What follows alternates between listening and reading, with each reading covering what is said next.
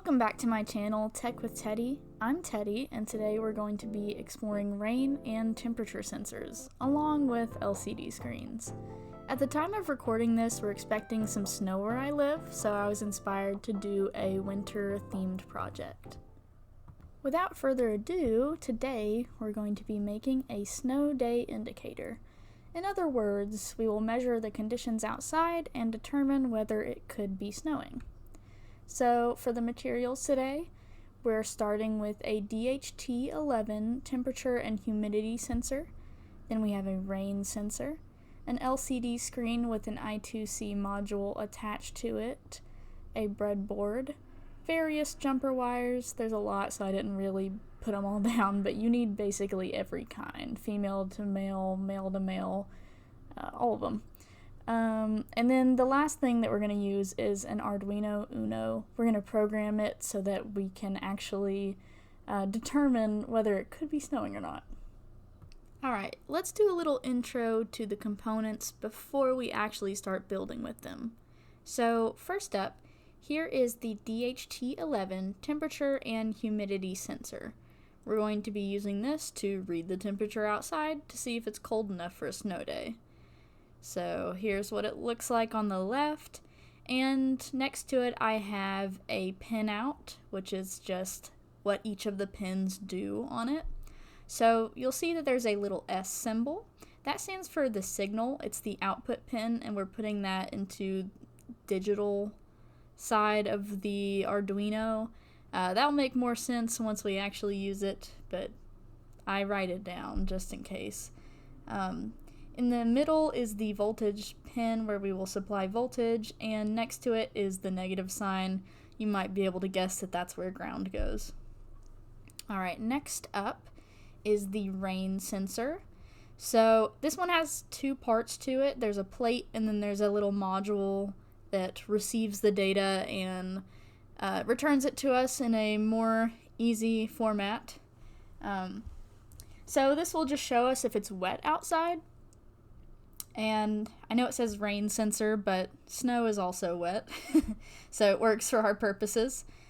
The plate is a resistor. When water collects on this plate, it will have less resistance, which will be indicated when we read the output of the voltage. So for our purposes, I've found that a high reading, or 1, equals it's clear outside, and a low reading, or a 0, equals it's wet outside.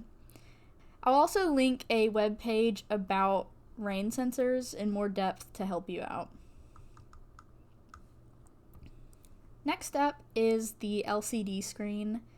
Here you'll see that mine has the I2C module already connected to the back, but if you don't have it, on the next slide I'll show you how to connect it yourself. I got mine supplied by the makers of my Arduino kit, so it's just already soldered on there. I'll also link the Arduino kit that I used in the description. Here is that pinout in case you were wondering. That I2C module can be manually connected to the LCD screen, but it's kind of messy, especially if you have the same wires as me, so I was very thankful that this came already connected. The last thing I want to go over is this Arduino. So this is the first time that I've used it on my channel, and although most Arduinos are the same, basically this one could be a little bit different than others, and that's where you'll be left on your own with this tutorial. If you have any other Arduino, you might have to Google a little bit, just in the case that it's different than the Uno. So all that you need to do to program this is you need some sort of cable to connect it to your computer or laptop, whatever. Then you'll need to download a driver that I'll provide in the description, and then you have to download the IDE for the Arduino, which I'll also provide a link to. I'm not going to go much into the setup because there's so many good videos about it. I'll be linking probably my favorite Arduino YouTuber, which is Mcwhorter. He has a great tutorial on how to set these up and use them. Alright, so the first thing that we're going to connect to our breadboard is the Arduino. So if you look on the side, it says power, and then there's a 5V and a GND little slot for a pin, and we're going to connect the 5V to the positive power rail on the breadboard, and then we're going to connect the GND or ground to the negative power rail on our breadboard. This is pretty similar to the stuff that we covered in the last video, so I'm just going to let you guys watch.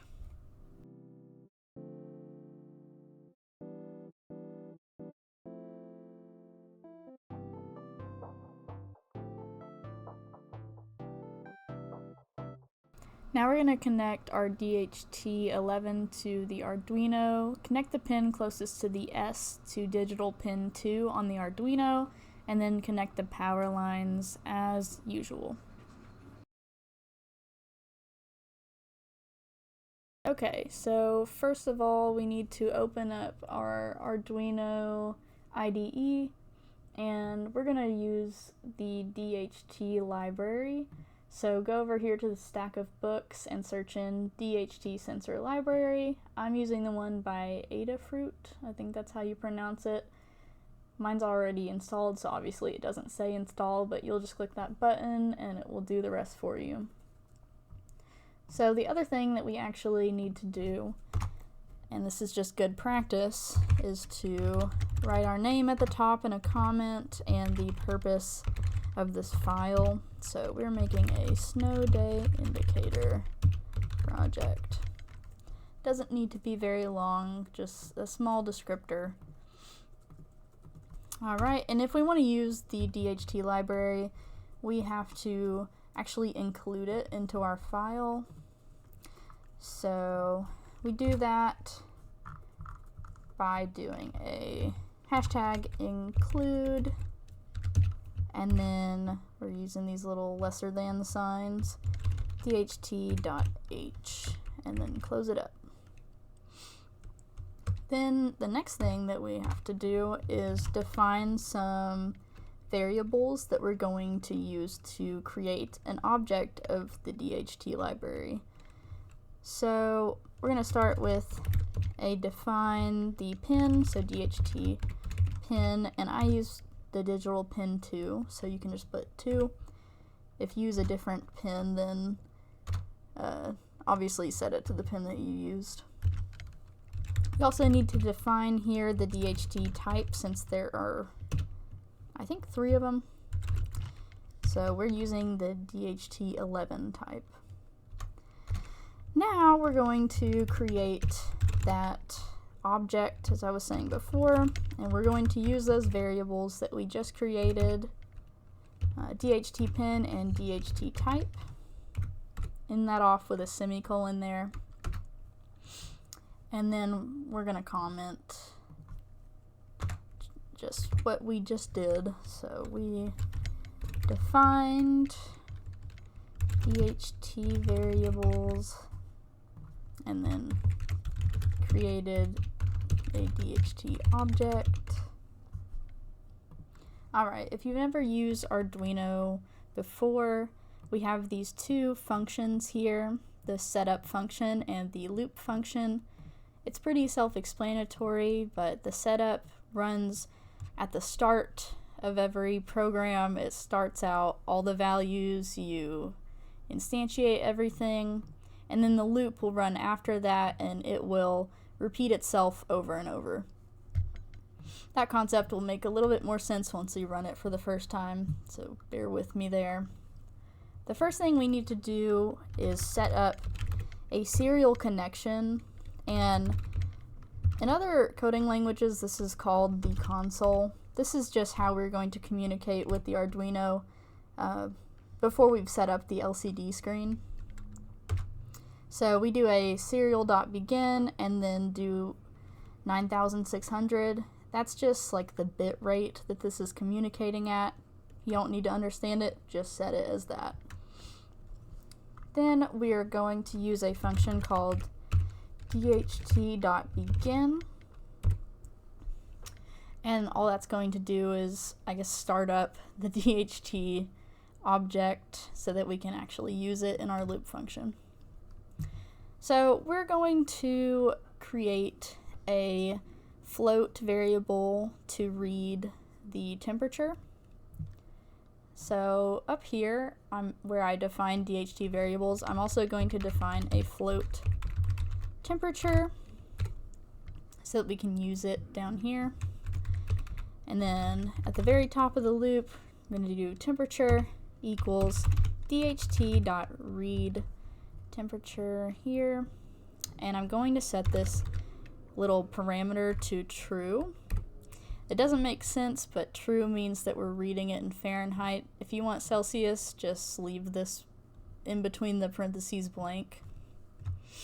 So we're reading the temperature, and then we're going to use our serial connection to figure out if our DHT11 sensor is reading properly.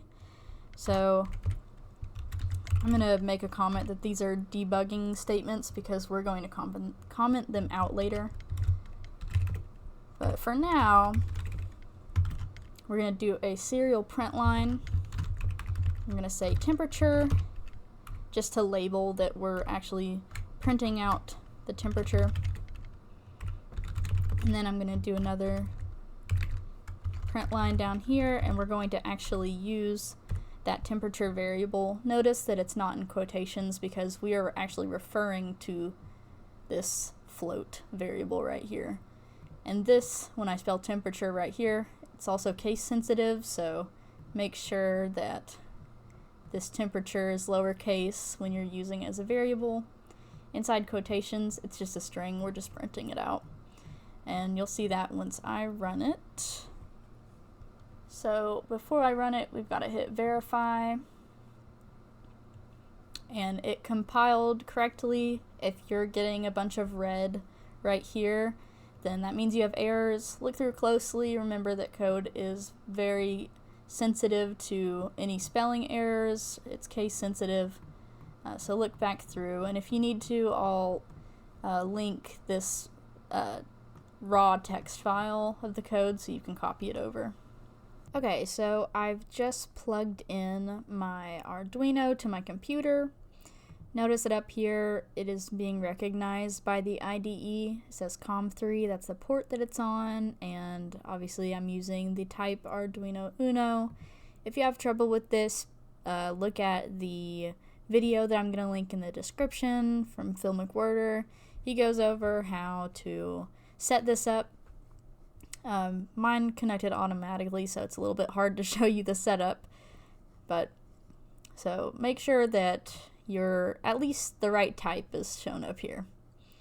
So I've already verified. Now I'm going to upload this.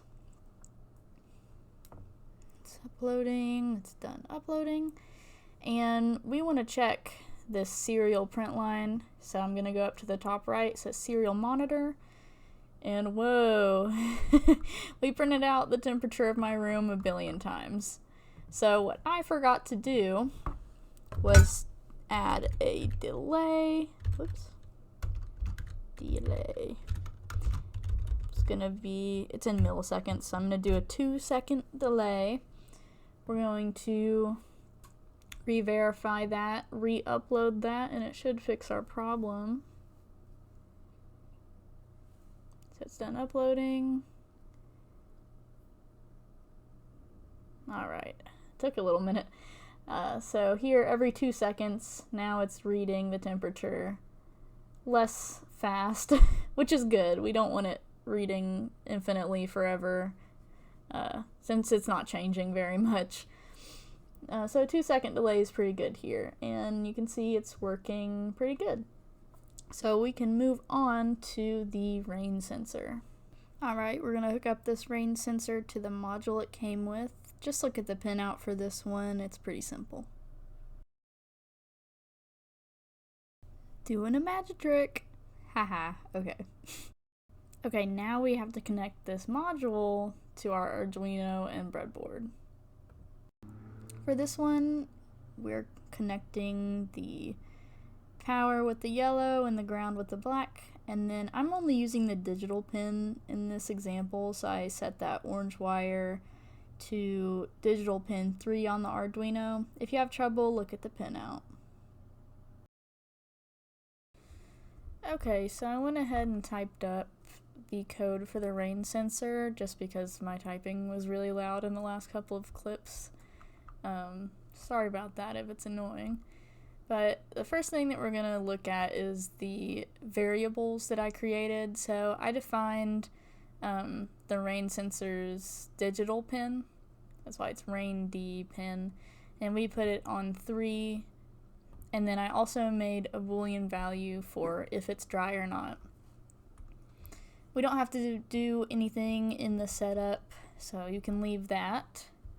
We add this one line where we check if it's dry, so we set is dry equal to the digital read off of that rain sensor pin. And then I added some debugging statements. So we print out the temperature as usual, but then right here, so I said it is, and then I left a space, and then I created an if statement. So if it's dry, then we're going to print out it is dry.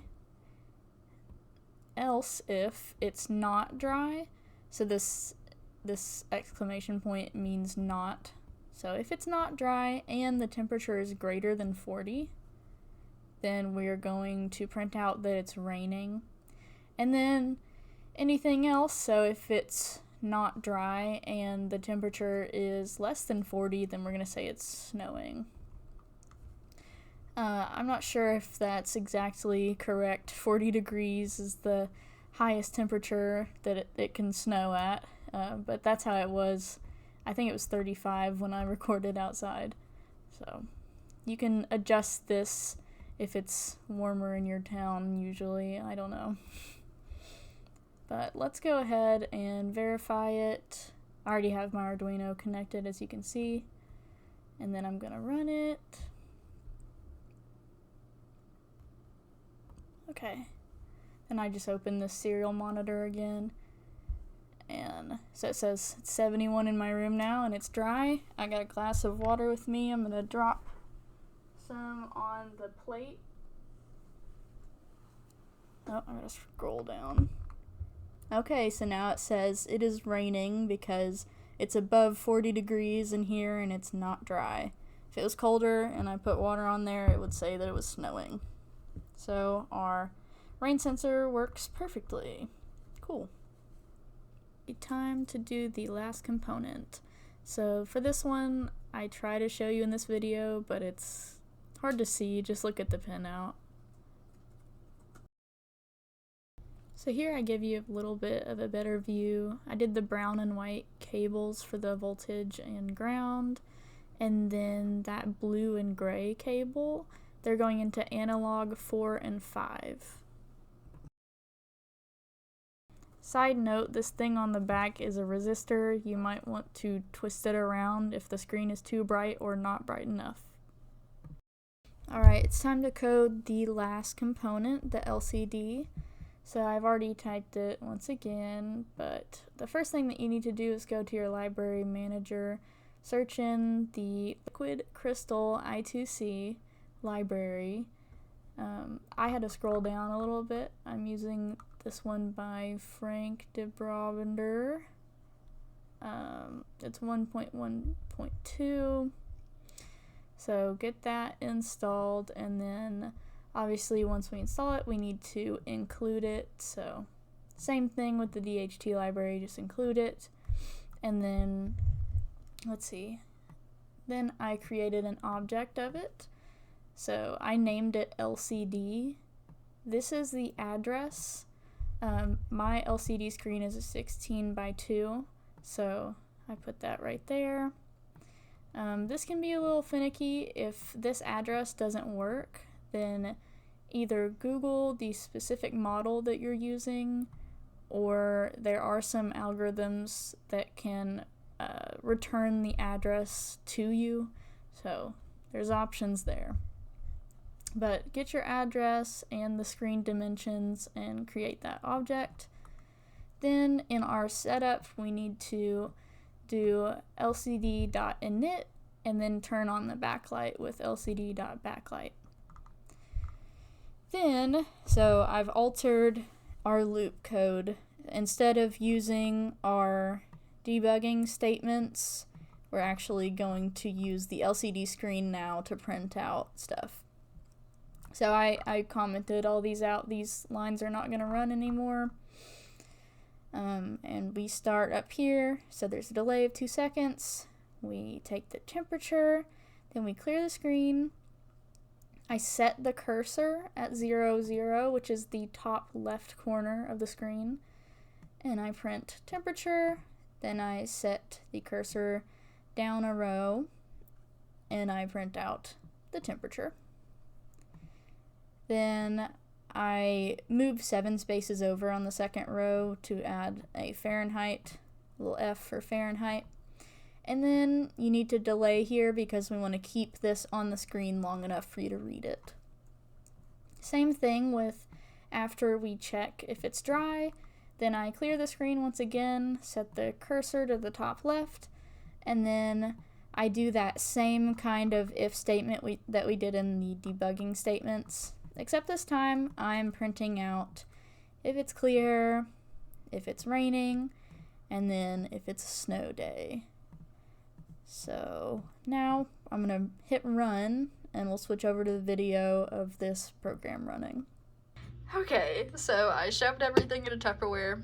It doesn't look pretty, but whatever. And I pulled the sensors out in the screen. Here's the temperature one as well. So the program's running right now. As you can see, it's saying that it is 68 degrees in my room and it's clear. Now, what if it wasn't so clear and we put some water on that? It's raining!